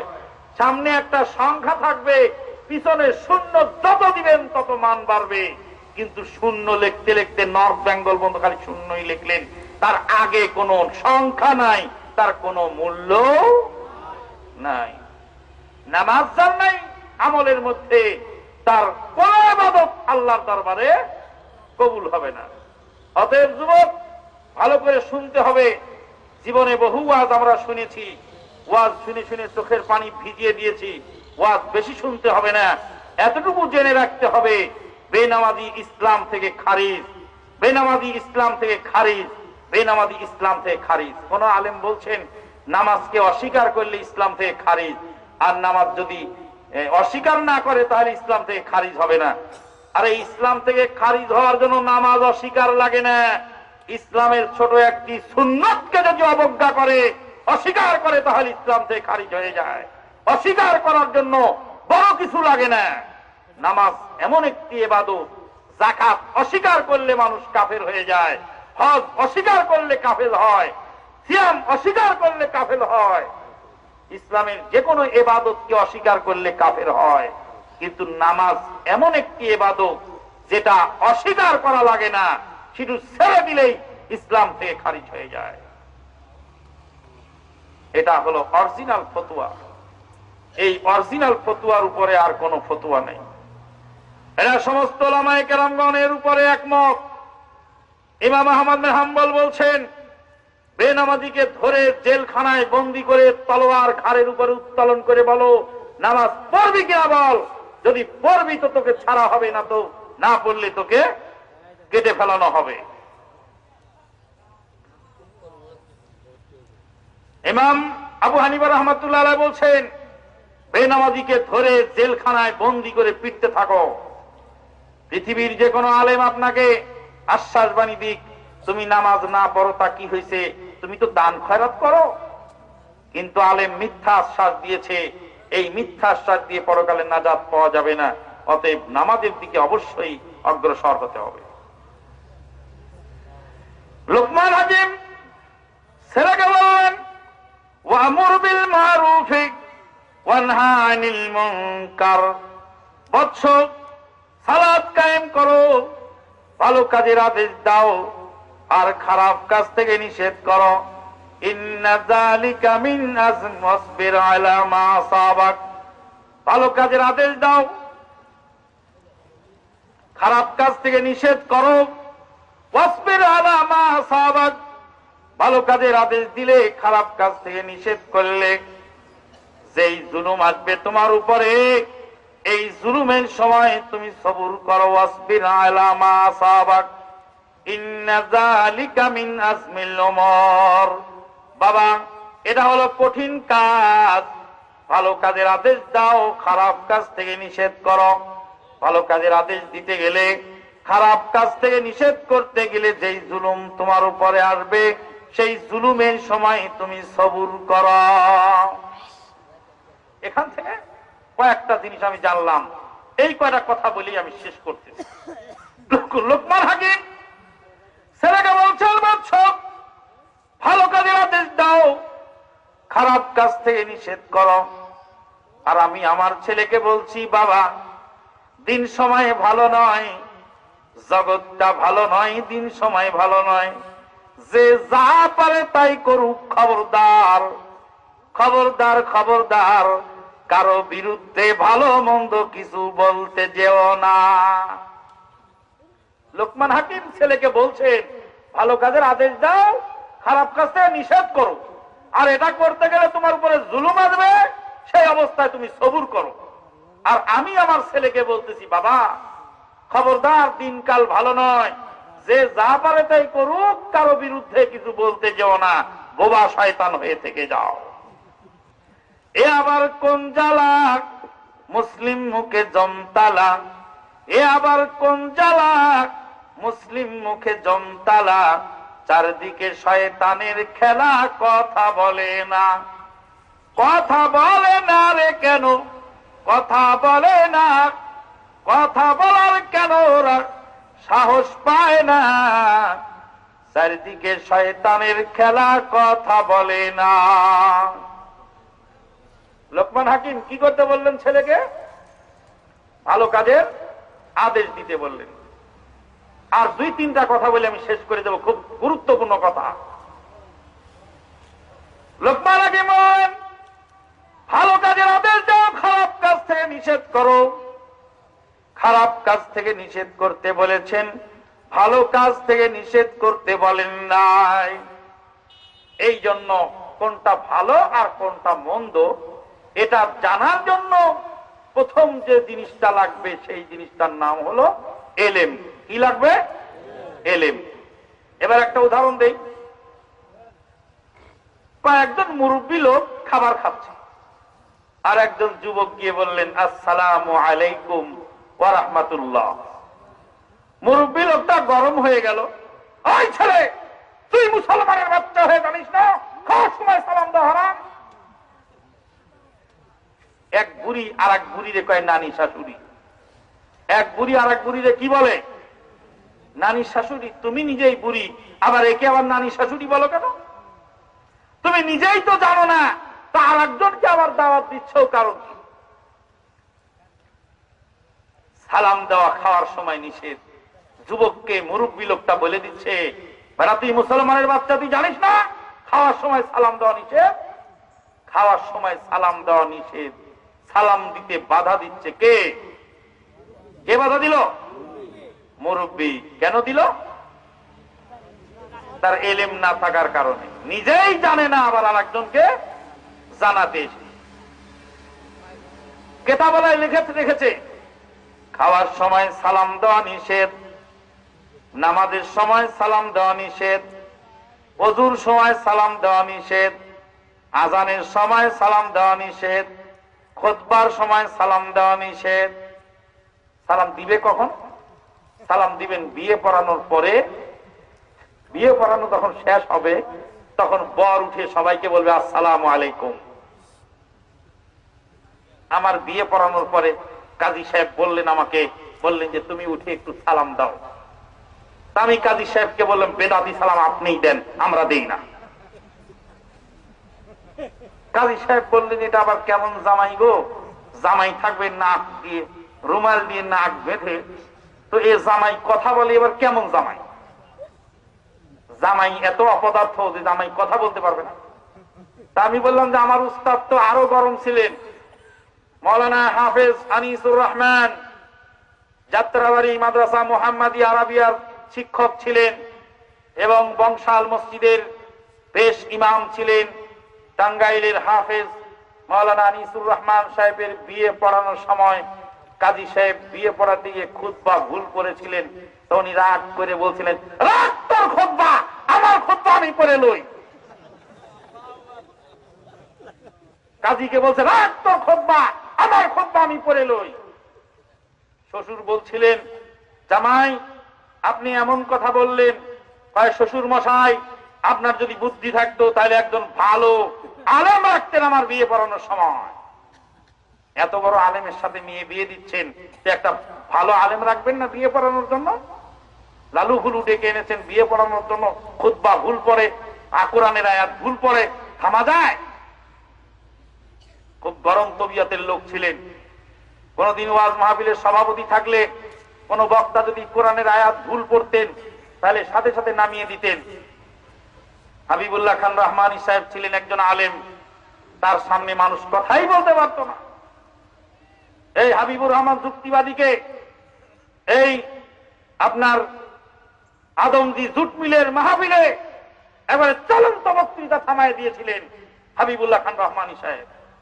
ইতিহাস শুনে রাখবেন, আপনি লোক সংখ্যায় কম হয়েছেন, তাতে কি হয়েছে? ৪৫ লাখ মানুষের ভিতরে জানা আছে তুরাগ নদীর পারের 40 লাখ মানুষের মধ্যে জানা আছে আমার এই তাওহীদি কমিউনিটির একজন সাধারণ, একজন ভ্যান ড্রাইভার, একজন রিক্সাওয়ালা, একজন কুলি মজুর তাওহীদ যতটুকু বোঝে, সেখানকার বুজুর্গানে দিনও তাওহীদ ততটা বোঝে না। কাজেই বুঝতে হবে। বলছে সালাম দেওয়া নিষেধ, মুরব্বী বলছে সালাম দেওয়া নিষেধ, ভালো কাজে বাধা দিচ্ছে, নিজেই জানে না আবার আরেকজনকে তালিম দিচ্ছে, আরেকজনকে শিখাচ্ছে। মৌলানা আব্দুর রাজ্জাক বিন ইউসুফ চেনেন তো নাকি? আব্দুর রাজ্জাক বিন ইউসুফ সাহেব গেছেন পাবনায় ওয়াজ করতে। তো একজন মুসল্লি উজু করতেছেন মসজিদে, আর আব্দুর রাজ্জাক সাহেব ওই মসজিদে সালাত আদায়ের জন্য ঢুকছেন। তো এই মুসল্লিকে লক্ষ্য করে বলছেন আসসালামু আলাইকুম। মুসল্লি লোকটা উজু শেষ করে উঠে খানিক পরে উঠে বলছে যে ভাইজান, আপনাকে দেখে তোর নামাজি নামাজি মনে হয়। আব্দুর রাজ্জাক বিন ইউসুফকে দেখে নামাজি নামাজি মনে হয়েছে আর কি। বলছে আপনাকে দেখে তোর নামাজি নামাজি মনে হয়, নামাজ কালাম তো পড়েন বলে মনে হচ্ছে, কিন্তু মাসলা মাসাইল জানা এখন অনেক বাকি আছে। উজুর সময় সালাম দিতে হয়, একথা সালাম দেওয়া নিষেধ, এটা জানেন না? এই মাসলাটা জেনে রাখেন, খবরদার কোনদিন উজুর সময় সালাম দিবেন না। আব্দুর রাজ্জাক বিন ইউসুফ সাহেব শোনার পরে বলছেন কে বলেছেন? বলছে হাদিসে আছে। কোথায় আছে? না থাকলে মানুষ কয় নাকি? আসমানের নিচে জমিনের উপরে এমন কোন মায়ের সন্তান জন্মগ্রহণ করেনি বলতে পারে উজুর সময় সালাম দেওয়া নিষেধ। আমার মরা পর্যন্ত চ্যালেঞ্জ থাকলো, আপনি যদি মিথ্যেবাদী না হয়ে থাকেন তাহলে দলিল প্রমাণ এনে হাজির করুন। লোকটা হচ্ছে সর্বনাশ, লোকটাকে দেখে মনে হচ্ছে মরা মানুষের মতো, কিন্তু কথার আওয়াজ এত করি। বলছে হুজুর আপনার পরিচয়? তো বলছে আমার নাম আব্দুর রাজ্জাক বিন ইউসুফ। বলছে হুজুর আমারে মাফ করবেন, আমি চিনতে পারিনি, বেয়াদবি হয়ে। নিজেই জানে না আর একজনকে কি করতে আসছে, শিখাতে আসছে। এ যেন এক বুড়ি আর এক বুড়িরে কয় নানি শাশুড়ি। তুমি বুড়ি আবার একজনের নানি শাশুড়ি বানাইছো কার? নিজে জানে না আর একজনকে জানানোর জন্য চেষ্টা করছে। একজন লোক বললেন, মাদানী সাহেব আপনার ওয়াজ তো শুনলাম, কিন্তু আপনি কি বলতে চান যে এই 45 লাখ মানুষ তুরাগ নদীর পারে জমা হয়, তাদের মধ্যে শিক্ষিত লোক নাই? হ্যাঁ শিক্ষিত লোক আছে। মিশরের আল আজহার বিশ্ববিদ্যালয় থেকে ডক্টরেট করে এসেছে, ডক্টরেট করে সেই তুরাগ নদীর জামাতে যোগদান করেছে। তাকেও দেওয়া হচ্ছে ওই জাকারিয়ার লেখা কিতাব এবং বলা হচ্ছে এই কিতাবখানা পড়ে শোনা।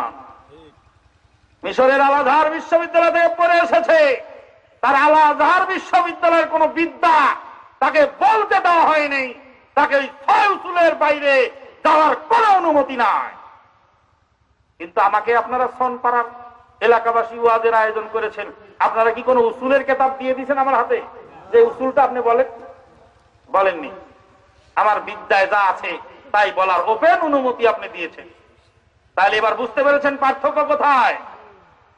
সে আল আজহার বিশ্ববিদ্যালয় থেকে পড়ে এসেছে বুঝলাম, সে যদি মদিনা ইউনিভার্সিটিতে পড়ে এসে ওই মুবারক জামাতে যোগদান করে, আমি আমান মাদানিও যদি তুরাগ নদীর জামাতে যোগদান করি, তাহলে আমাকে ওই কিতাব তুলে দিয়ে বলা হবে যে আপনার বিদ্যাটা তালাবদ্ধ করে রাখেন, আর আমাদের এই কিতাবে যা আছে তা পড়ে শোনা।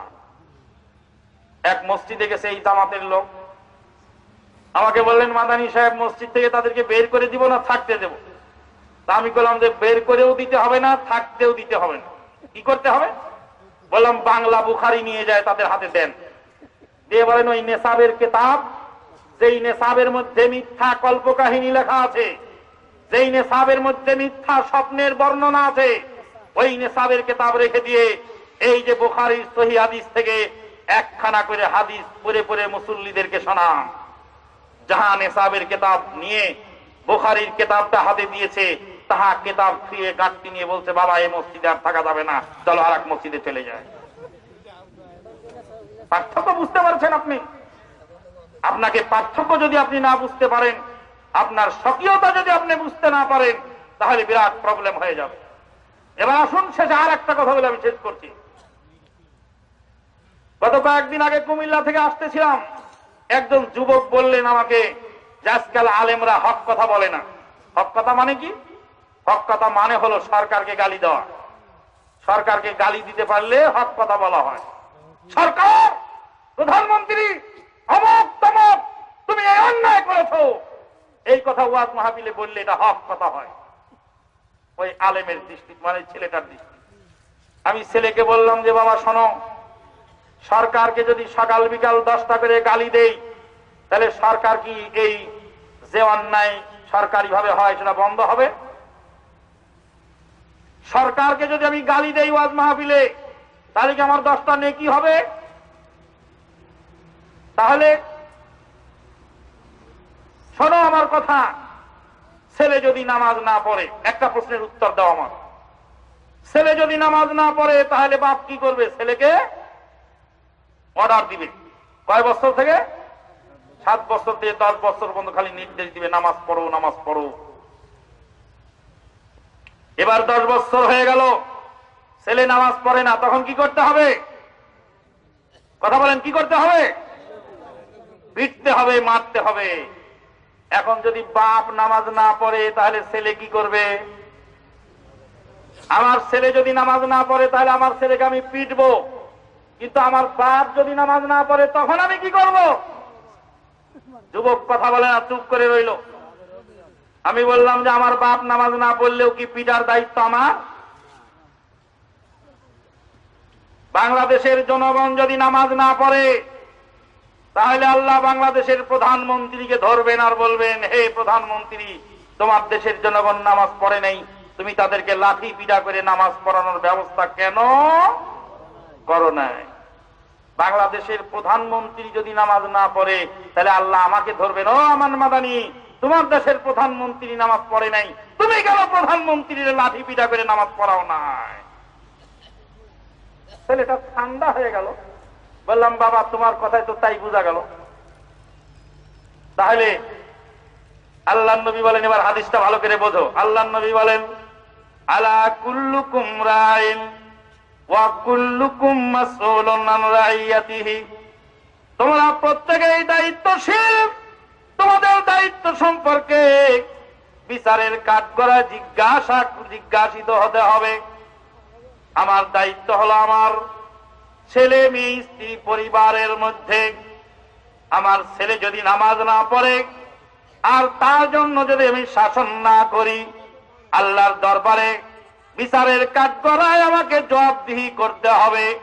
কিন্তু আমার বাবা যদি নামাজ না পড়ে, সেই জন্য আমার দাদাকে জিজ্ঞেস করা হবে, আমাকে নয়। বাবার আকিকা দেওয়ার দায়িত্ব আমার নাকি? কথা বলেন, বাবার আকিকা দেওয়ার দায়িত্ব আমার না দাদা? তা আপনি আরেকজনের ঘরে চাপাচ্ছেন কেন? আজকে আমাদের বুঝতে ভুল হয়ে গেছে, যারই ফলশ্রুতিতে নিজের বাড়ির খবর নাই, নিজের খবর নাই। গত পরশুদিন নওগাঁ থেকে আসার পথে এক লোককে বললাম, বাংলাদেশ সরকার বাংলার মাটিতে ইসলাম কায়েম করে নাই, তো আপনার 3.5 হাত বডির উপরে আপনি ইসলাম কায়েম করেন নাই কেন? জবাব দেন। আপনার দাড়ি আপনি রাখেন নাই কেন? আপনাকে দাড়ি চাচ্ছে সরকার বাধ্য করেছে কিনা বলুন। আপনার বিড়ি আপনি খান কেন? সরকার আপনাকে বিড়ি খেতে বাধ্য করেছে? সরকার আপনাকে সুদী ব্যাংকে টাকা দিতে বাধ্য করেছে? সরকার কি আপনাকে হারাম খেতে বাধ্য করেছে? সরকার কি আপনাকে ঘুষ খেতে বাধ্য করেছে? সরকারের দোষ দিয়ে পার পাওয়া যাবে না। এবার বুঝুন, তাহলে মারাতেবে ইনকারুল মুনকার, অন্যায়ের প্রতিবাদের যেই মর্তবা আছে, যেই স্তর আছে, যেই শর্ত আছে, সেই শর্তগুলি আমাদের জানা জরুরি। আজকে এই শর্ত না জানার কারণে একজনের দায়িত্ব আর একজন পালন করতে গিয়ে গোলমাল, মারামারি, লন্ড ভন্ড, উল্টা পাল্টা অনেক কিছুই চলছে। আর একটু ছোট্ট করে শেষ কথাটা বলে দেই, রাসূলের হাদিসটা একটু সুন্দর করে বুঝায় দিই। আল্লাহ নবী বলেন, মান রাআ মিনকুম মুনকারান ফালইউগাইরহু বিয়াদিহি, যে ব্যক্তি তোমাদের মধ্যে অন্যায় কাজ দেখবে সে যেন হাত দ্বারা বাধা দেয়, ইনিস্তাতা, যদি ক্ষমতা থাকে। হাদিসের শেষে ইনিস্তাতা শব্দটা উচ্চ আছে। কেমন করে বুঝলাম? পরের অংশে বোঝা গেল। ফাইল্লাম ইয়াস্তাতে, যদি না থাকে তাহলে আগে ছিল, যদি থাকে তাহলে হাত দ্বারা বাধা দাও, আর যদি না থাকে তবে জবান দ্বারা বাধা দাও। আমার ছেলে আমার ঘরে একটা ছবি লটকিয়েছে, সেটার দায়িত্ব কি আমার না মাসুদ সাহেবের? কথা বলেন। আমার দায়িত্ব। আমার ছেলে আমার ঘরে ছবি লটকাল, আমি চিনলাম। এবার মাসুদ সাহেবের ঘরে গিয়ে দেখলাম উনার ছেলে উনার ঘরে আর একটা লটকাইছে। ওরাও কি সেটার দায়িত্ব আমার? কার দায়িত্ব? ওনার দায়িত্ব।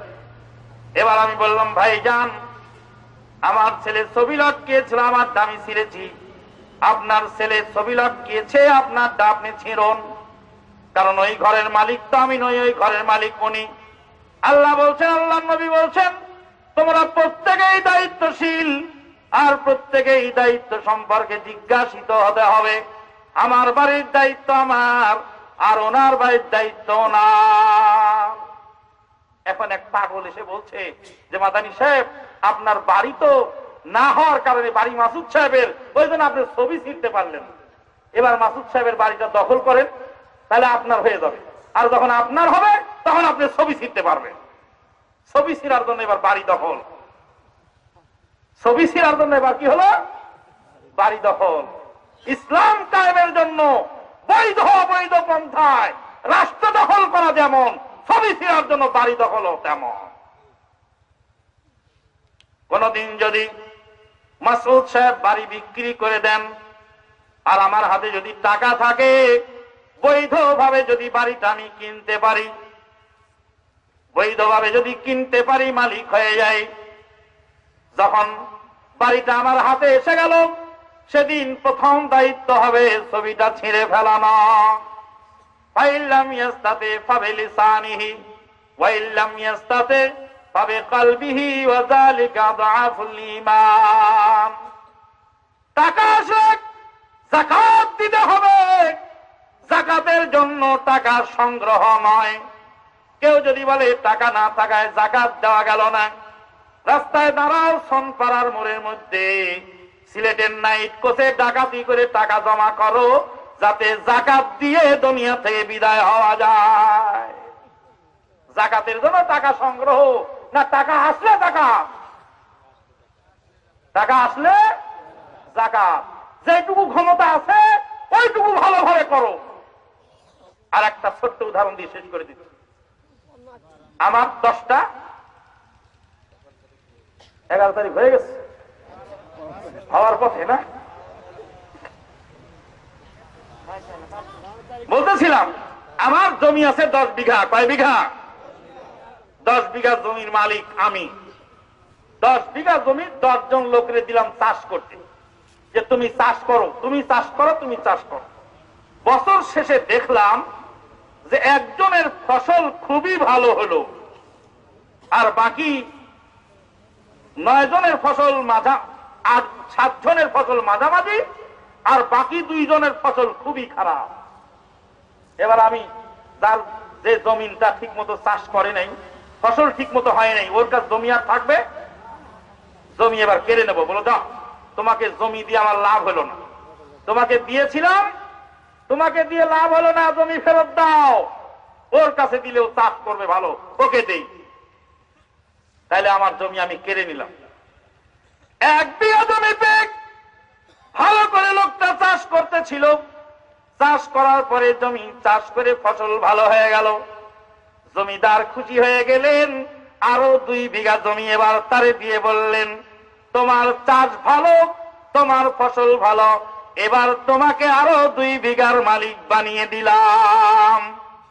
আল্লাহ রাব্বুল আলামিন আপনাকে যতটুকু দায়িত্ব দিয়েছেন, একজন ইউনিয়নের একজন ওয়ার্ড কমিশনার যদি তার ওয়ার্ডের মধ্যে যদি ভালো কর্মকাণ্ড পরিচালনা করেন, আল্লাহ রাব্বুল আলামিন যদি খুশি হয়ে যান, আল্লাহ রাব্বুল আলামিন তখন তাকে গোটা ইউনিয়নের দায়িত্বশীল বানাতে পারেন।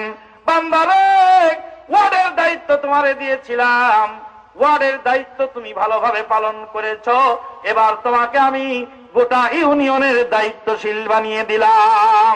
কুলিল্লাহুম্মা মালিকাল মুলকে তুতিল মুলকা মান তাশা, যাকে ইচ্ছা আল্লাহ তাকে দেয়। যখন শয়তান হয়ে যায়, মাদ্রাসার ছাত্র সবাই শয়তান হয়ে গেল, সরল সোজা প্রিন্সিপালকে আর মানতে চায় না। আমি এবার মাদ্রাসার মালিক বা পরিচালক বলে দিলাম, এই প্রিন্সিপাল নরম প্রিন্সিপাল দিয়ে চলবে না, নরম প্রিন্সিপাল সরিয়ে দিয়ে এবার ডান্ডা চালানোর মতো দুষ্ট প্রিন্সিপাল নিয়োগ দিলাম। এবার ডান্ডা পিটিয়ে পিটিয়ে সবাইকে সোজা করবে। আল্লাহ রাব্বুল আলামিন বলে, বান্দারে তোমরা যখন খারাপ হয়ে যাবে তখন আমি তোমাদেরকে চাবুক পিটানোর জন্য দুষ্টু সরকার নিয়োগ দিয়ে তোমাদেরকে দুরুস্ত করায় ছাড়ব। তোমাকে জুত করে ছাড়বে, রাসূলের হাদিস হলো এটা। আর দিনও কালকে একজন লোক বলতেছিলেন দায়িত্বশীল যেমন হয় আর জনগণ তেমন হয়। আমি বললাম এটা আপনার কথা, কিন্তু রাসূলের হাদিস হলো এই, মানুষ যখন দুষ্ট হবে, শয়তান হবে, তখন আল্লাহ পাক ডান্ডা বাহিনী নিয়োগ করবে। সুখে খেতে যখন ভূতে কিলায় তখন আল্লাহ পাক এরকম ব্যবস্থাই করে। আজকে চলছে এইভাবে। আমি এই কথাগুলি শেষ পর্যায়ে সেই কারণে বললাম, আজকে সমাজের মধ্যে বহু ধরনের বক্তৃতা চলছে, মানুষ বক্তৃতা শুনে পাগল হয়ে যাচ্ছে। যে কইল আইলো তার পাশ পাশ যাইলো। হানাফি মাযহাবের লোক কোনদিন তার মাযহাব ছাড়া তার জন্য কঠিন। কেন? কারণ মাযহাব মানা তো তার ফরজ, সে আবার মাযহাব ছেড়ে যাবে কোথায়? ফরজই মানবে নাকি মাযহাব ছেড়ে যাবে?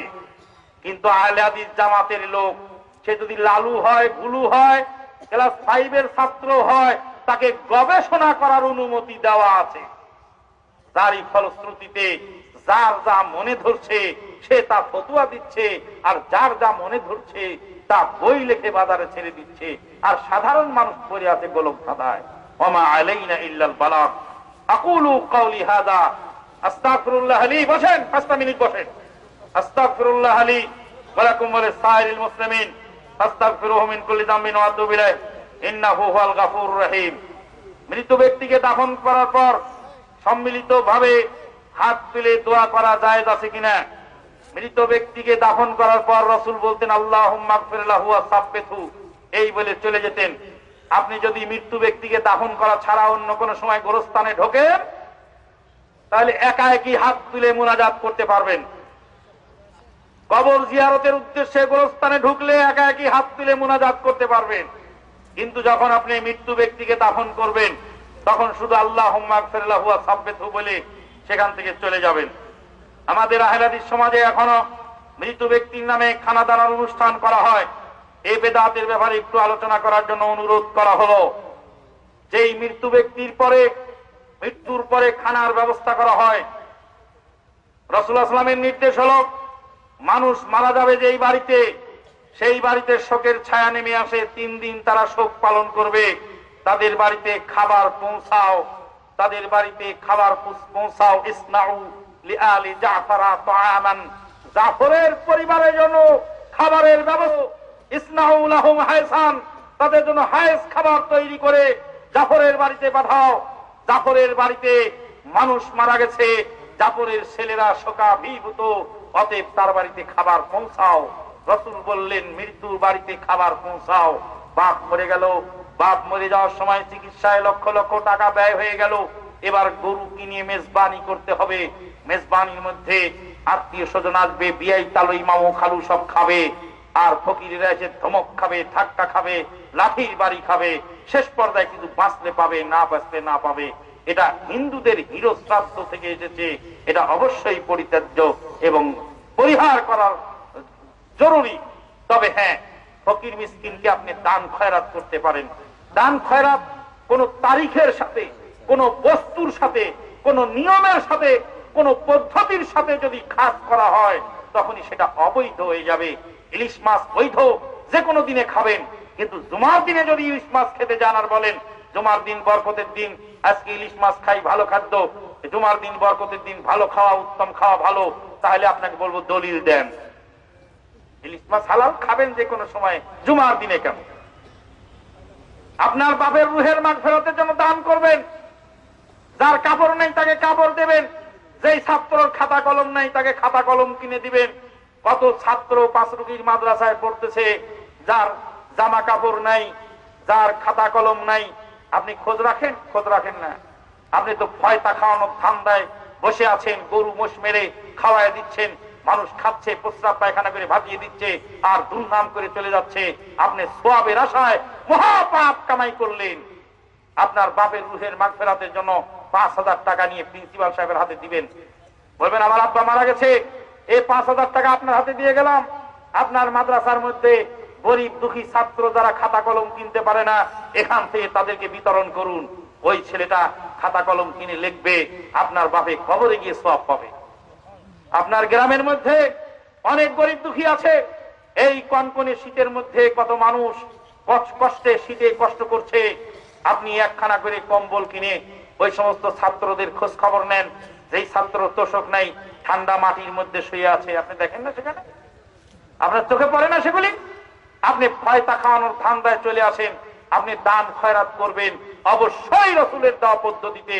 রসুলের দেওয়া পদ্ধতিতে দান খয়রাত না করলে সে দান খয়রাতে কোনো সওয়াব পাওয়া যাবে না। আল্লাহ পাক আমাদেরকে কবুল করুন। 5টা মিনিট সবুর করেন। মাননীয় প্রিন্সিপাল সাহেব, মাননীয় সভাপতি সাহেব সংক্ষিপ্ত আকারে ভাষণ দিয়ে জালসার সমাপ্তি টানবেন। সুবহানাকা আল্লাহুম্মা ওয়া বিহামদিকা আশহাদু আল্লা ইলাহা ইল্লা আনতা আস্তাগফিরুকা ওয়া আতুবু ইলাইক। আসসালামু আলাইকুম ওয়া রাহমাতুল্লাহি ওয়া বারাকাতুহু।